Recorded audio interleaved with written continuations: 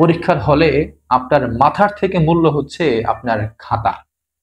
এইটা মাথায় রাখেন। অর্থাৎ আপনি অনেক মেধাবী, কিন্তু আপনি খাতায় লিখতে পারেন নাই, তাহলে কিন্তু আপনাকে নম্বর দেওয়া হবে না। আপনার তো সব এইখানে জমা, মাথায় জমা রাখলে তো হবে না, এটাকে খাতায় প্রকাশ করতে হবে। প্রিয় শিক্ষার্থীবৃন্দ, আশা করছি ভালো আছেন সবাই। আমি আজকে খুবই গুরুত্বপূর্ণ একটা বিষয় নিয়ে আলোচনা করতে আসলাম। বিষয়টা হচ্ছে আমাদের জাতীয় বিশ্ববিদ্যালয়ের বাংলা বিভাগে যত ছেলে মেয়ে পড়ছেন সবার মনেই একটা প্রশ্ন, ভাইয়া কিভাবে লিখলে বেশি নম্বর পেতে পারি?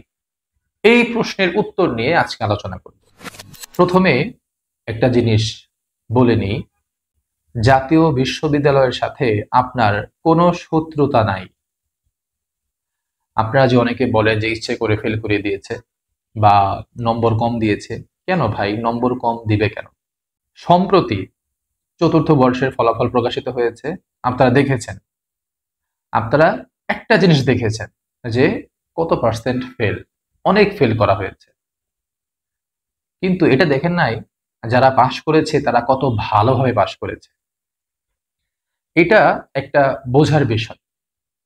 আমার পরিচিতদের মধ্যে কেউই ফেল করে নাই, এবং 95% বেশি ছেলে মেয়ে, মানে যারা আমার পরিচিত, আমার ছাত্রছাত্রী, এদের মধ্য থেকে সবার পয়েন্টই 3 পয়েন্টের উপরে। তাহলে ফেল কারা করেছে? এই জায়গাটায় আমি একটা উদ্ধৃতি দিচ্ছি। জীবন বাবু বলেছিলেন, সবাই কবি নয়, কেউ কেউ কবি। ঠিক ওইরকম ভাবে আমি বলি, সবাই শিক্ষার্থী নয়, কেউ কেউ শিক্ষার্থী। পরীক্ষা দিলেই যদি শিক্ষার্থী হওয়া যেত, তাহলে তো বাংলাদেশে অনেক আগেই শিক্ষার মান অনেক উঁচুতে থাকতো। আসলে আমাদের সমস্যা হচ্ছে, আমরা পরীক্ষা দেই থার্ড ক্লাসের, আশা করি ফার্স্ট ক্লাস। আপনার সাথে আপনার কলেজের কোনো সম্পর্ক নাই, আপনার সাথে আপনার ডিপার্টমেন্টের টিচারদের কোনো সম্পর্ক নাই, আপনার সাথে আপনার সিলেবাসের কোনো বইয়ের কোনো প্রকার সম্পর্ক নাই। আপনি যদি পরীক্ষা দেন, তাহলে ভাই আপনি কি পাশ করতে পারবেন? এটা একটা বিষয় আছে। হ্যাঁ, দুর্ঘটনাবশত মাঝে মাঝে একটু এদিক সেদিক হয়ে যায়, ওইটা ভিন্ন জিনিস। তো এই কারণে জাতীয় বিশ্ববিদ্যালয়ের বাংলা বিভাগের শিক্ষার্থীরা অধিকাংশ ক্ষেত্রে মনে করে যে তাদেরকে বুঝি ইচ্ছা করে ফেল করে দেওয়া হয়। আসলে আপনাদের সাথে কিন্তু জাতীয় বিশ্ববিদ্যালয়ের কোনো শত্রুতা নাই, এটা মাথায় রাখবেন। এখন আসি গুরুত্বপূর্ণ কথাটায়, যে কিভাবে আপনি লিখবেন পরীক্ষার হলে। এখন লিখতে হলে আপনাকে প্রথমে যে কাজটা করতে হবে সেটা হচ্ছে জানতে হবে। জানতে হইলে আপনাকে প্রথমে যে কাজটা করতে হবে সেটা হচ্ছে পড়তে হবে। অর্থাৎ আপনি যত পড়বেন তত জানবেন, এবং যত জানবেন তত লিখতে পারবেন। তাহলে আপনি যদি পরীক্ষার খাতায় খুব ভালোভাবে লিখতে চান যে এই লেখাটা পড়ে একজন শিক্ষক বড় প্রশ্নের উত্তরে 10-এর মধ্যে 8 দিবে বা 7 দিবে, এবং সংক্ষিপ্ত প্রশ্নে 3 দিবে, তাহলে আপনাকে ওই 3-এর মতো এবং ওই 8-এর মতো একটা লেখা দিতে হবে।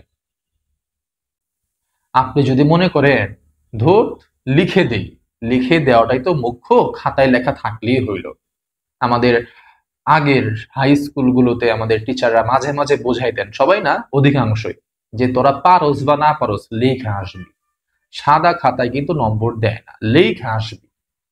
ওরকম করে এখন তো ভাই আপনি অনার্সে পড়ছেন, অনার্সে পড়ছেন, আপনি গ্র্যাজুয়েট কমপ্লিট করবেন, সেই গ্র্যাজুয়েশনে আপনি পড়াশোনা করছেন। আপনি যদি সেই 6, 7, 8, 9-এর মতো লিখলেই নম্বর, ওই থিওরি যদি এখনো মাথায় রেখে থাকেন, তাহলে হ্যাঁ আপনার জন্য অনার্স সেকশন নয়, বাংলা সাহিত্য নয়। রবীন্দ্রনাথের কাব্যমূল্য বা একটা কাব্যগ্রন্থের শিল্পমূল্য জানতে চাওয়া হইল, আপনি যদি কিছু না পারেন আপনি কি লিখবেন? তাহলে যেটা বললাম, আপনি যদি খুব ভালোভাবে একটা প্রশ্নের উত্তর লিখতে চান, তাহলে সেই উত্তরটা সম্পর্কে ভালোভাবে আগে জানতে হবে। এবং আপনি যদি খুব ভালোভাবে একটা বিষয় সম্পর্কে জানতে চান, তাহলে আগে আপনাকে এই বিষয়টা সম্পর্কে পড়তে হবে। মোদ্দা কথা হচ্ছে, পড়া ছাড়া কোনো গতি নাই, পড়া ছাড়া কোনো মুক্তি নাই। স্বামী বিবেকানন্দ বলেছিলেন, যার যেখানে কাজ তার সেখানেই মুক্তি। মুক্তি চাইতে হলে আপনি স্টুডেন্ট, আপনার কাজ হচ্ছে পড়াশোনা করা। এটাই আপনার একমাত্র মুক্তির পথ। বুঝতে পেরেছেন? এখন আসি, লেখার সিস্টেমটা কেমন হবে। আপনি অনেক মেধাবী একজন শিক্ষার্থী, আপনার ক্লাসের সিআর বা হচ্ছে ক্লাস ক্যাপ্টেন, বা আপনি ইন্টারে বা মেট্রিকে জিপিএ 5 পেয়ে এসেছেন, আপনি খুব ভালো মেধাবী, খুবই শার্প ব্রেইনের একজন শিক্ষার্থী। এই যে ইতিহাসটা বললাম, আপনি কে, আপনি কেমন, আপনার বাবাকে, আপনি কেমন পড়াশোনা জানেন, আপনার মাথার মধ্যে কি আছে, এইটার না পরীক্ষার হলে 4 আনা মূল্য নাই। অর্থাৎ আপনি কতটা মেধাবী, আপনি কত বড় একজন সাহিত্যিক, বিশ্লেষক, আপনি পড়ুয়া, পরীক্ষার হলে আপনার ব্রেনের কোনো মূল্য নাই। পরীক্ষার হলে আপনার মাথার থেকে মূল্য হচ্ছে আপনার খাতা। এইটা মাথায় রাখেন। অর্থাৎ আপনি অনেক মেধাবী, কিন্তু আপনি খাতায় লিখতে পারেন নাই, তাহলে কিন্তু আপনাকে নম্বর দেওয়া হবে না। আপনার তো সব এইখানে জমা, মাথায় জমা রাখলে তো হবে না, এটাকে খাতায় প্রকাশ করতে হবে। আমি কি একটা শব্দ বললাম? প্রকাশ। প্রকাশটা করতে হবে।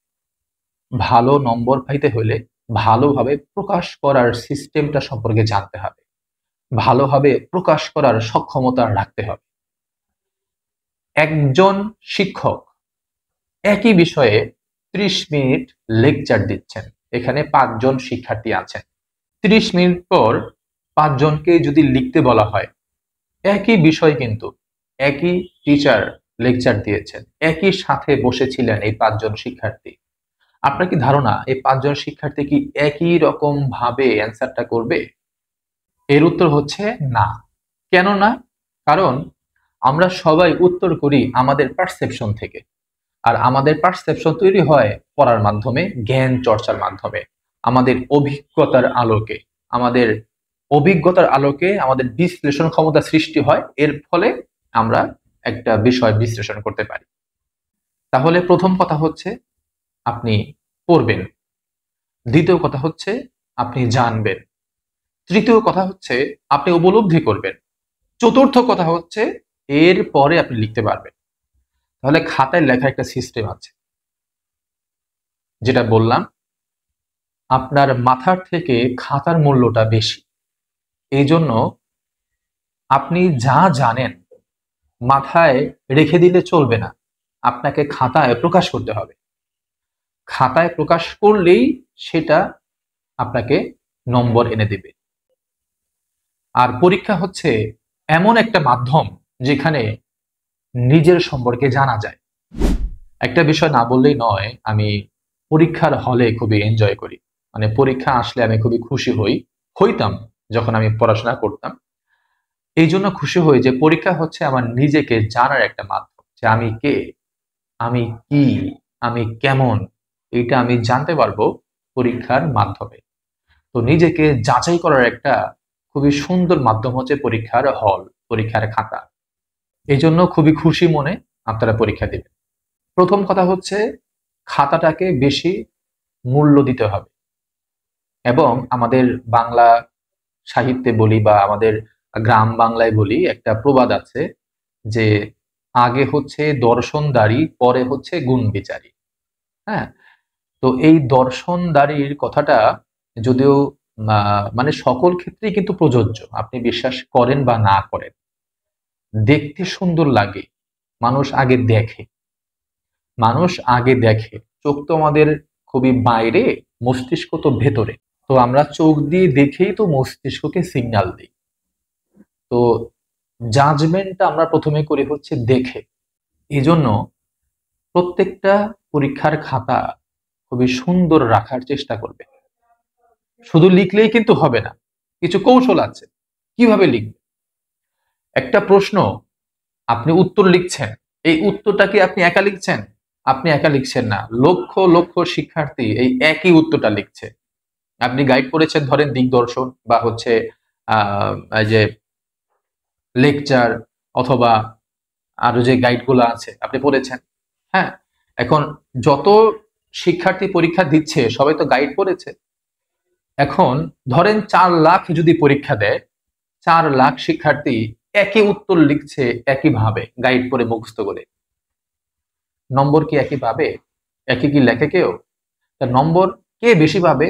এই 4 লক্ষের মধ্যে যে এই প্রশ্নের উত্তরটা একটু ব্যতিক্রম করে লিখেছে, একটু অন্যরকম ভাবে, একটু ইউনিক ভাবে নিজের সৃজনশীলতাকে কাজে লাগিয়ে, নিজের ভান্ডারকে কাজে লাগিয়ে সে একটু অন্যরকম করে লিখেছে, সেই কিন্তু নম্বরটা পাবে, বেশি পাবে। তার মানে বেশি পাইতে হলে আপনাকে সবার মতো হওয়া যাবে না। বেশি নম্বর পাইতে হলে আপনাকে সবার থেকে আলাদা হইতে হবে। এই আলাদা হওয়ার জন্য আপনার খাতাটাকে আপনি কাজে লাগাবেন এবং আপনার মাথাটাকে আপনি কাজে লাগাবেন। অর্থাৎ প্রত্যেকটা উত্তর খুবই সুন্দরভাবে শুরু করবেন এবং খুবই সুন্দরভাবে লিখবেন। আপনাদের হাতের লেখা যেন সুন্দর থাকে, কোনো কাটা ছেঁড়া ঘষা মাজা বা ওভার রাইটিং যেন না হয়, এবং আপনার লেখাটা যেন সুন্দর হয়, সোজা হয়, গোছালো হয়, দেখতে সুন্দর লাগে। উদ্ধৃতিগুলো একটু কালারিং পেন দিয়ে দিবেন, কালোর মধ্যে ফুটে ওঠে, লাল কমলা হলুদ আপনার হচ্ছে এরকম না, বা সবুজও দিবেন না, নীল অথবা বেগুনি এগুলা ব্যবহার করতে পারেন জাস্ট উদ্ধৃতির জন্য। দুটো কলম থাকবে, দুটোই তো বল পয়েন্টের, তো একটা হচ্ছে কালো, একটা হচ্ছে অন্য রঙের।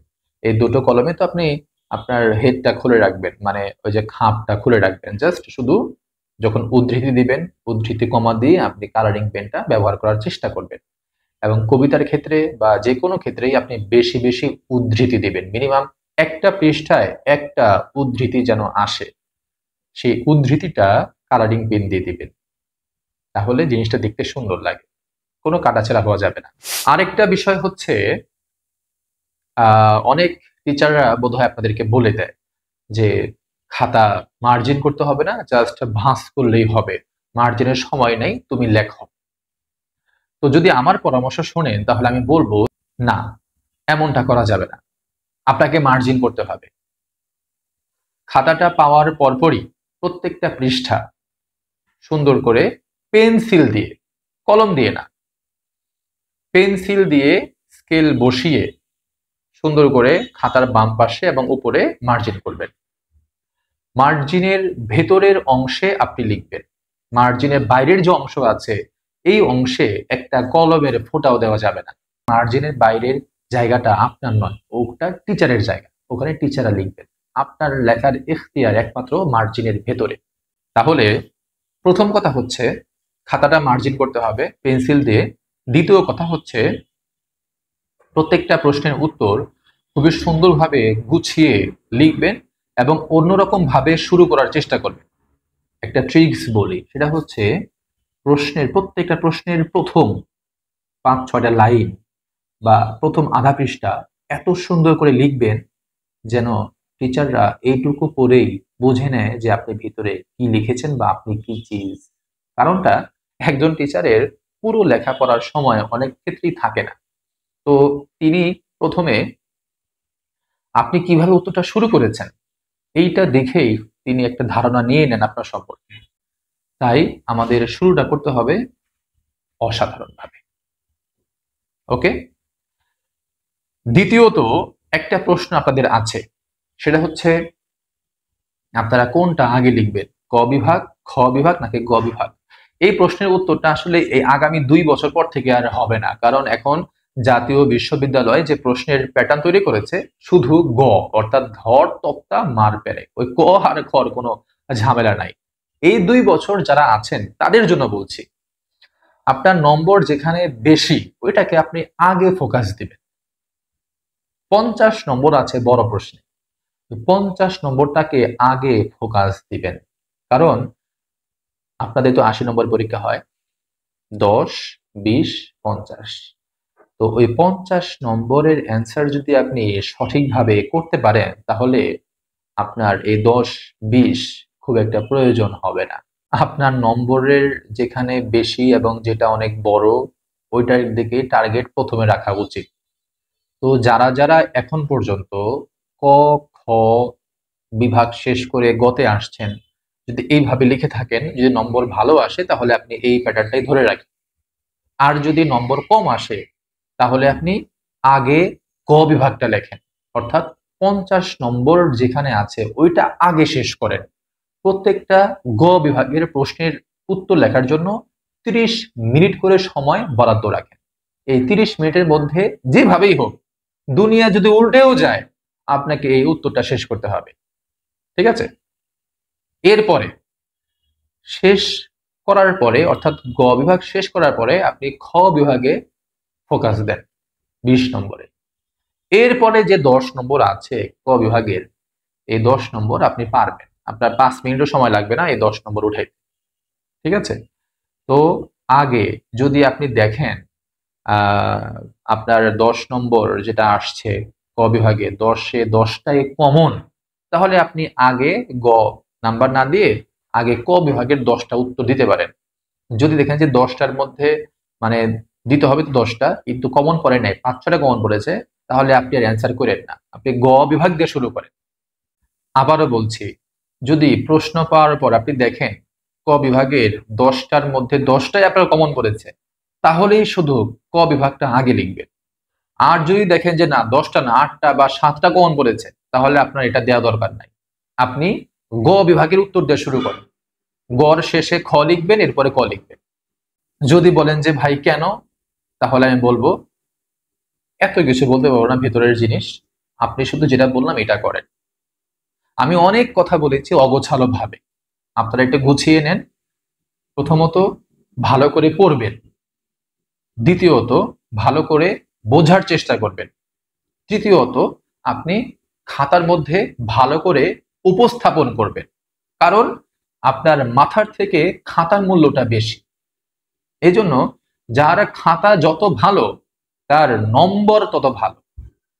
হাতের লেখা যার পরিষ্কার, হাতের লেখা যার স্বচ্ছ, কোনো কাটাছেঁড়া নাই, অনেক লিখেছে আবার সুন্দরও লিখেছে। ঠিক আছে? আমাদের একটা ভুল ধারণা আছে যে শুধু লিখতে হয়, পৃষ্ঠার পর পৃষ্ঠা লিখে যাও, কি বোঝো না বোঝো। আপনি একটা জিনিস দেখেন, আপনার লেখা আপনি নিজেই বোঝেন না, আপনার থেকে যে পণ্ডিত যিনি আপনাকে পড়ায় সে কিভাবে বুঝে আপনাকে নম্বর দেবে? এই সামান্য কমন সেন্সটা কি আপনার কাজে লাগে না পরীক্ষা হলে? কেমন লিখেন এরকম উল্টাপাল্টা ভাবে, লিখে দিলেন হয়ে গেল। লিখতে তো হয় না ভাই, সবাই ছাত্র নয়, কেউ কেউ ছাত্র। এজন্য শুধু লিখলেই হবে না, সুন্দরভাবে লিখতে হবে। অল্প লেখেন, সুন্দরভাবে লেখেন। আবার অল্প বলতে এতটাও অল্প নয় যে 4 নম্বরের উত্তর আপনি 1 পৃষ্ঠা লিখে দিয়ে আসছেন। মিনিমাম আপনাকে 3 পৃষ্ঠা লিখতে হবে, এবং বড় প্রশ্ন 10 নম্বরের ক্ষেত্রে মিনিমাম আপনাকে 8 পৃষ্ঠা লিখতে হবে। টার্গেট রাখেন 8 পৃষ্ঠা 30 মিনিট। হাতের লেখা সুন্দর হবে, স্বচ্ছ হবে। এবং খ বিভাগের প্রশ্নগুলো 3 পৃষ্ঠা 15 মিনিট, হাতের লেখা স্বচ্ছ হতে হবে। এরকম ভাবে যদি টাইমিংটা সেট করতে পারেন, তাহলে আমি কথা দিচ্ছি আপনার ফলাফল হবে বাংলাদেশের মধ্যে সবথেকে সুন্দর। ঠিক আছে? আর কিছু নিয়ম কানুন তো বললাম, এইগুলো ভালো করে মেনটেন করে আপনি লেখেন, দেখবেন অনেক ভালো একটা ফলাফল পেয়েছেন। আমি আরেকটা ভিডিওতে কিভাবে নিজের সৃজনশীলতা বাড়ানো যায় এই বিষয়ে আলোচনা করব। আজকে যাই, ভালো থাকেন সবাই।